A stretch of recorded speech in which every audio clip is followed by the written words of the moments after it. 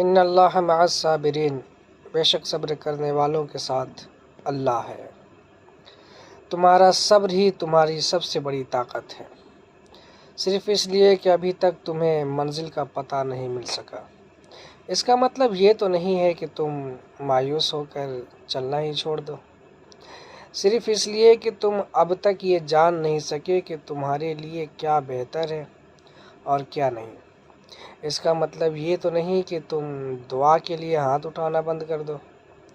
تم جس سے رابطہ رکھنا چاہتے تھے اس سے رابطہ نہیں رہا، تو اس کا مطلب یہ تو نہیں کہ تم اللہ رب العزت سے ہی رابطہ توڑ دو۔ امید انہی کے لیے ہے جو یقین رکھتے ہیں، اور مایوسی انہی کے لیے ہے جو انتظار نہیں کرتے۔ کیوں خود کو اتنا الجھا رکھا ہے؟ ساری طاقتیں تو تمہارے اپنے ہاتھ میں ہیں۔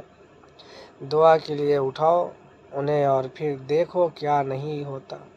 تمہارا صبر تمہیں ان مقامات تک پہنچا سکتا ہے جس کا تم گمان بھی نہیں کر سکتے، اور اس کے لیے تمہارا یہ جاننا ضروری نہیں ہے کہ آگے کیا ہوگا اور کیسے ہوگا۔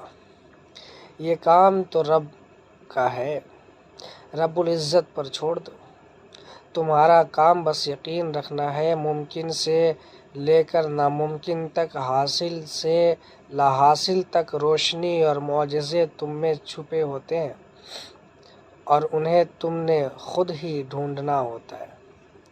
اللہ رب العزت کو کوئی بھی کہانی ادھوری نہیں رکھتا، بس انداز مختلف ہوتا ہے، مگر وہ ہر قصے کو پورا کرتا ہے۔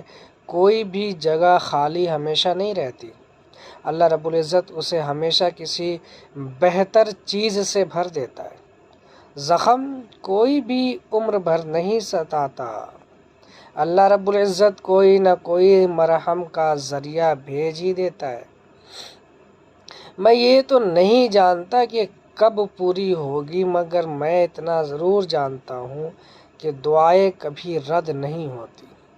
اس کے گھر دیر ضرور ہے مگر اندھیر نہیں، وہ سب کی سنتا ہے۔ بے شک ان اللہ مع الصابرین، صبر کرو، صبر کا پھل میٹھا ہوتا ہے۔ بے شک صبر کرنے والوں کے ساتھ اللہ ہے۔